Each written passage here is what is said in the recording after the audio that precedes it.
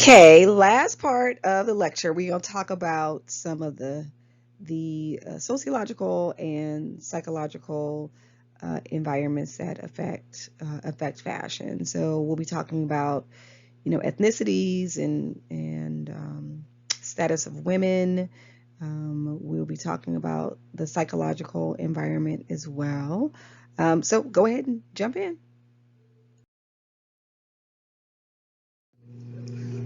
Hopefully you've already, read the book material like I've asked, as you do before you read the lecture. But, the book talks about the sociological environment where trends, grow and where they begin and grow and fade away.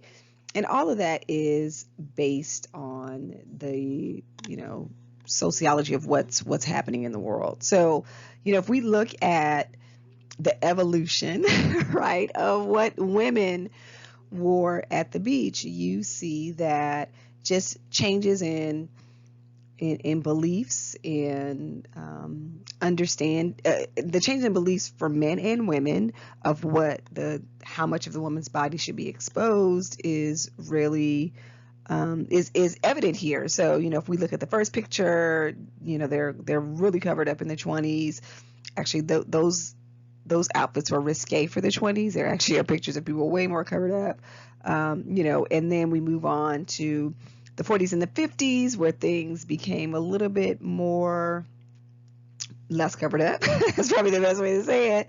And then the invention of the bikini, the French cut and plunging styles. And today, this final picture that I've shown is definitely a modest picture of a woman of a certain age in a bikini, right? But you can put in your head what a two-piece really looks like when you go to the beach. It ain't that picture. So I chose one that was much more modest. But the sociological environment. So we're going to dive into some of the things that specifically correspond. But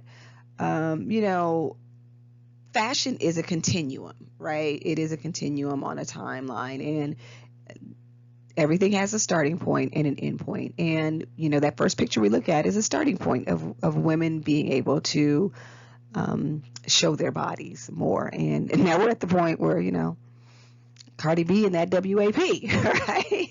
So what we're able to do, it changes based on the sociological environment.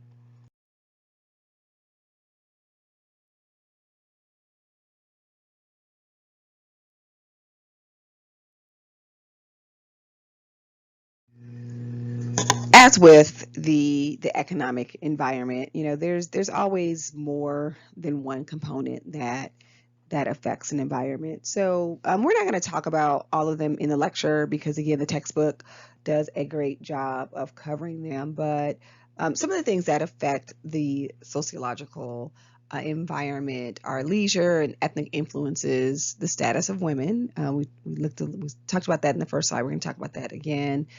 Physical mobility and faster communication. So, leisure, right? There was a point in time where, we worked sun up to sundown, really sunrise to sunset, just in order to sustain our livelihood, right? So the invention of the 8-hour work week changed the game, and now the work at home, right, has changed the sociological environment that affects fashion. So again, working from home, some of us work 8 hours, some of us work less than 8 hours, some of us work more than 8 hours. And what does that do to our leisure time, and in effect with having more or less leisure time, how does that affect our fashion choices, right?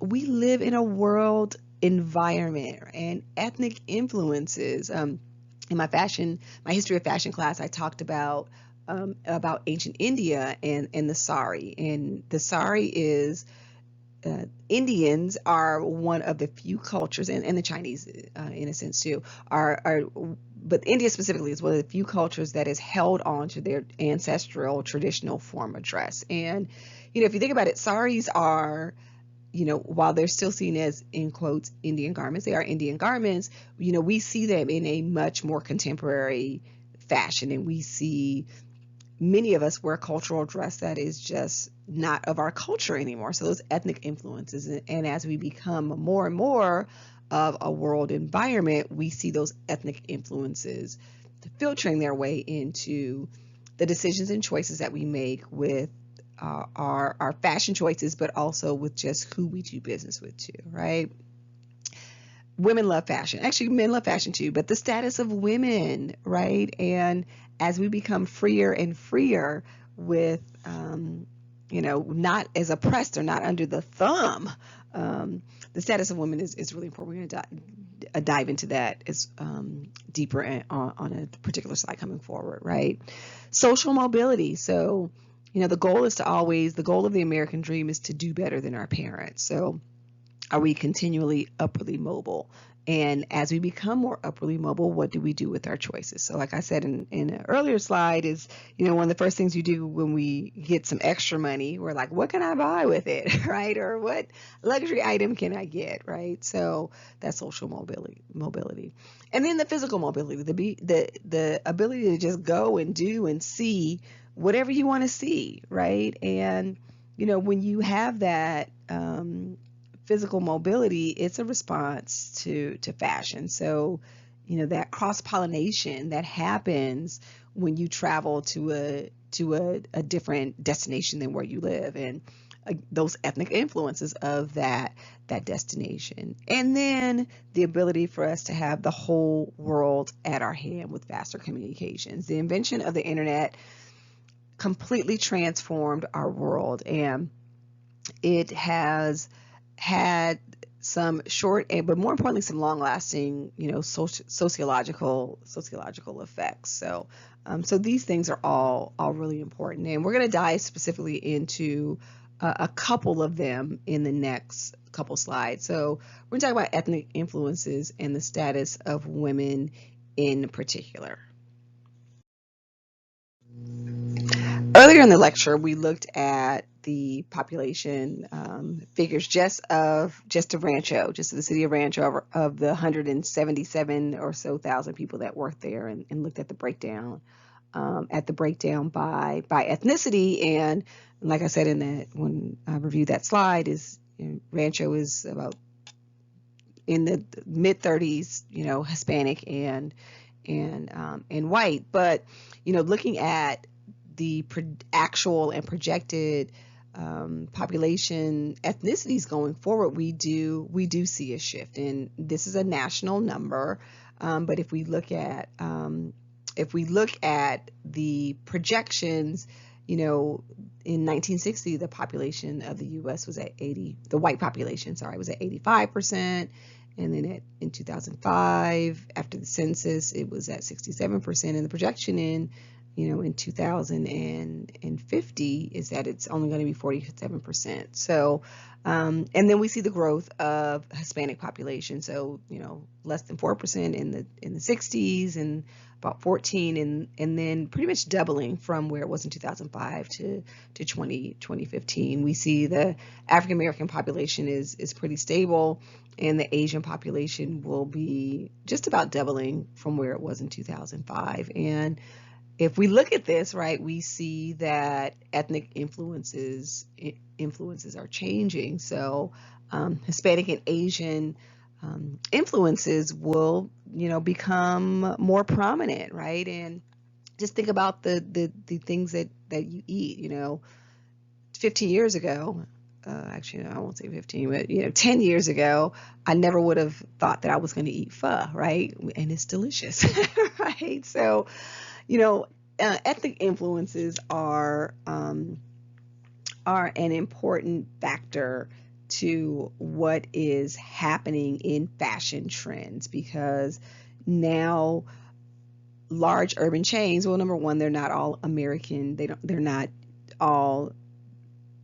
so American or Eurocentric, but just the rise of looking at what the influences are of different ethnicities is really important. So, for Hispanic Americans, that Spanish speaking market in the United States is growing so fast that researchers can't even keep up, and they want to capture and get and capture them so they can get that loyalty, right? We're going to talk about we talked about that already. They want those loyal customers, so they want to grab them now. And even though African Americans are a small percentage, we're a big culture influencer, right? So it's really important for those things to continue to be recognized by retailers, and apparel companies and designers. And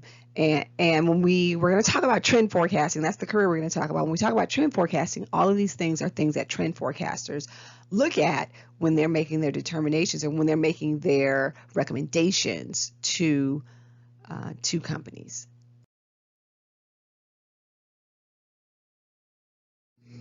The last sociological influence that we're going to look at is the status of women. And personal political freedoms for women are they're hard won. Sorry, I'm being nice by saying hard won. We had to fight really, really hard in order to get where we are. We still have a way to go, right? But the status of women is really important in a sociological context because what women do with their money is different than what men do with their money. So women in general do things with their money. I'm not going to say that men don't either. Psychologically, though, the studies have shown that women tend to do things that are more helpful for their family when they have discretionary income. And so the status of women is really, really important. So, really in less than a century, women have, gone from being, but completely behind the scenes. And they have been able to, there was a point in time where we couldn't own property. We couldn't vote, right? We just had the commemoration of that. The 100th commemoration of women, white women, white women getting the right to vote. Sorry, sisters didn't get it for a while. And people that are disabled didn't get it for even longer than that. That's a whole political diatribe I just went into, right? But women hold social influence through, our charity work and volunteerism, and those are things that we are more likely to do with our money. We will do things more that will benefit the household and society as a whole. And part of that status that we've been able to garner is because of increased opportunities to attain an education. Actually, women are the most educated group by far over men in terms of college and advanced degrees. Now, if we break that down by certain occupations, that's another story. But education is one of the things that women have had huge gains in. And while we have that educational attainment, we also have been able to have some social freedoms. And if we think back to the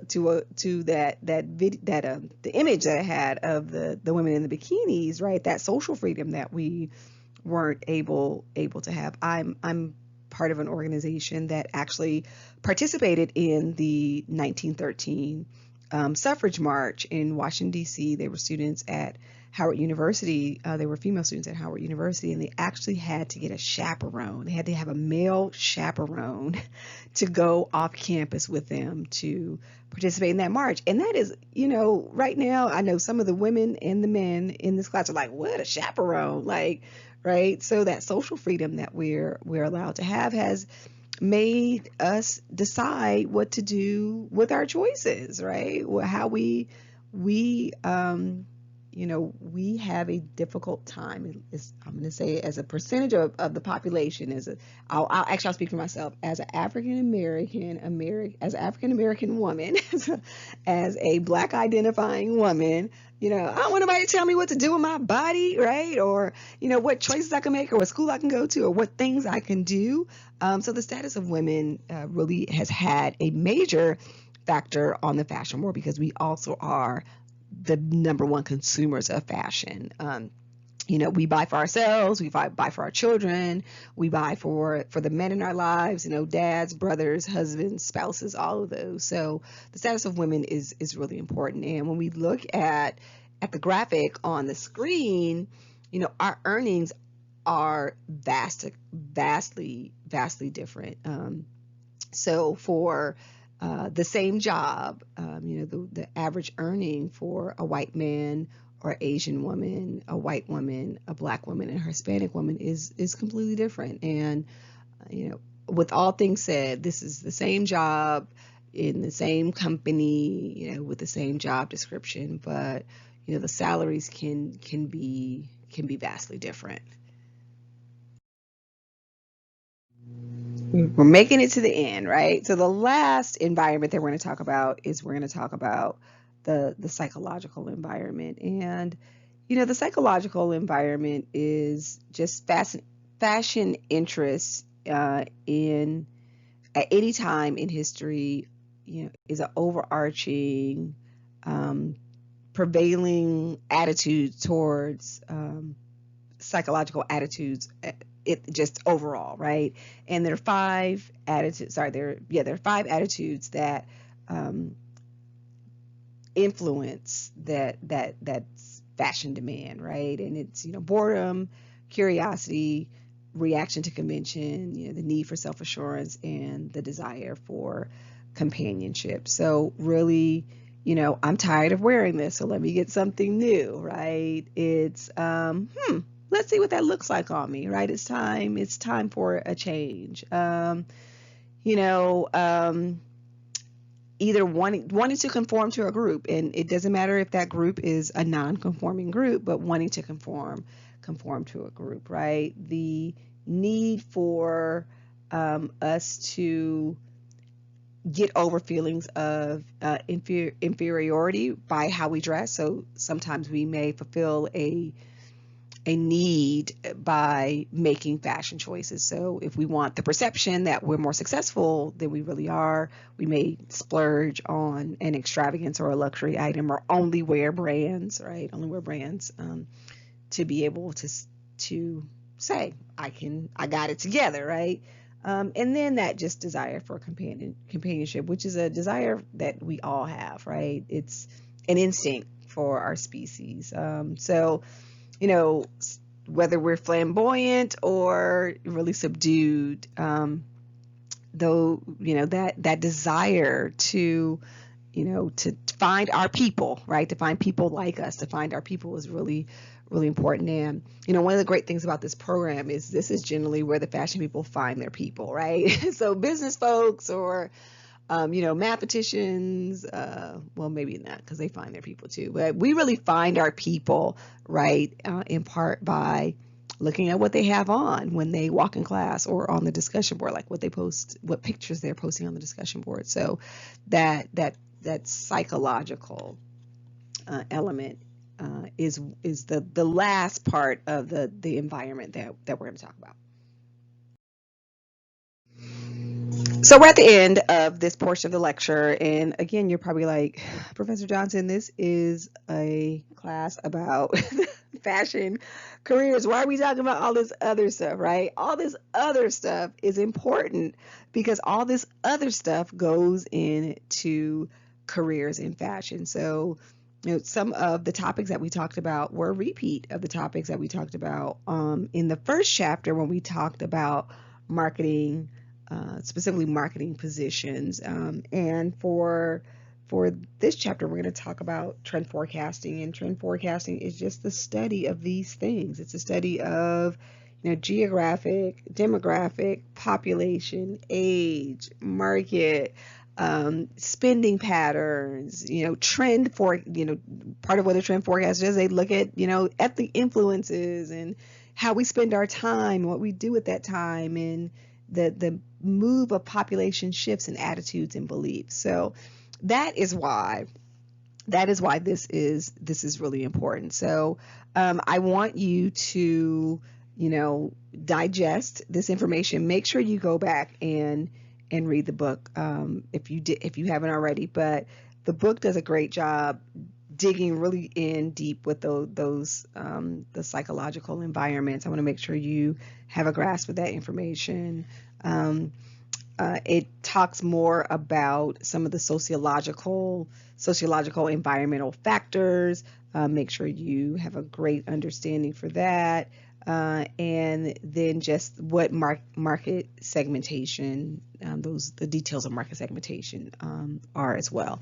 The other thing is our textbook does a good job of putting a spotlight on the innovative people in fashion that cover these areas. So, for this chapter, it talks about they use Donna Karan as an example, and there is a director on Callie Carbone, who's a creative director at a company in New York City, and creative director in Trend Forecaster is a similar type position. So make sure that you are reading those spotlight careers that are in the textbook. They have two things. They're called spotlight careers, and there's also spotlights on innovators. So make sure that you